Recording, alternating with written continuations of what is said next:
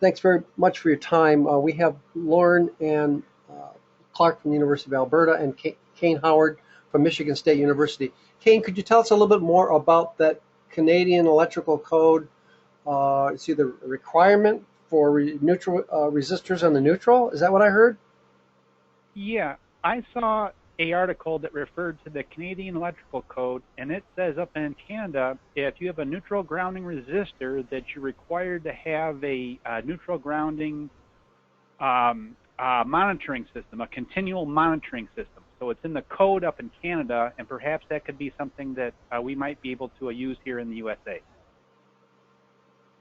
Just to add to that, yeah, that's been in the code for a while for Canada, but what's changed is that now it's required that it has to be somewhere that's actually visible and monitored. So what was happening in the past is the cheapest way to go is you get basically 3 lights that monitor the voltage for the neutral grounding resistor.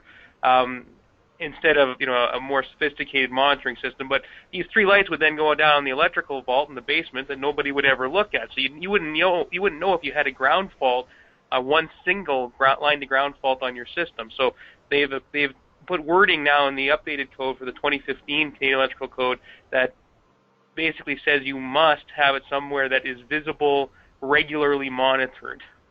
So even if it's just 3 lights that has a sign by it, if a light goes out, call an electrician, that would be at least sufficient to meet the absolute minimum requirement of the code. Well, we were always doing that in some of the manufacturing plants I used to work in. Either General Motors or Ford, I forget which. I think it was General Motors that used to run ungrounded, and then you'd put these lights on, and then of the 3 lights, one of them would go brighter. Is that what you mean? Yeah, that's the kind of thing I'm talking about. Yeah.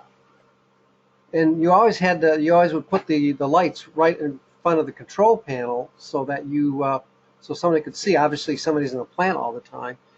I guess I'm surprised, and I never thought really deeply about it, that a conductor going to ground, in an inadvertent ground, I guess is what we call it, that was never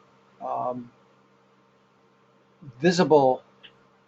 Well, that's right. That's right. It would only be visible if you're putting it in the substation room. I guess, Kane, what applications do you have for that at the Michigan State University?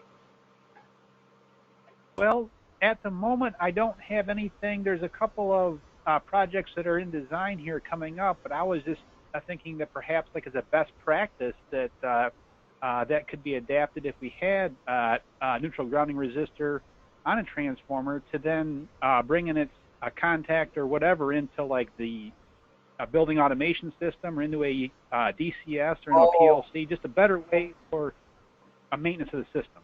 Okay, all right. Monitoring. Right, with the building automation system. I get it. Okay. Yes, sir. All right. And I agree. That's a better way to go. I mean, it's better to have active monitoring, that's a little bit more sophisticated like that, than I'll call it more passive monitoring with the old kind of light way to go. The old light way to go is, I think, a really very cheap and probably not a great practice. It often amazes me. It's so obvious why we haven't, of all the other silly things we do, that this one was so obvious and seems like an easy shot that it's not done. So, or it's not. Arguably, you could say it's a matter of best practice. It doesn't have to be prescriptive and enforceable. So, I just found up in my Canadian Electrical Code update I took last week. It's Rule 10-1063 is the rule that was updated that we're referring to. Okay, thanks.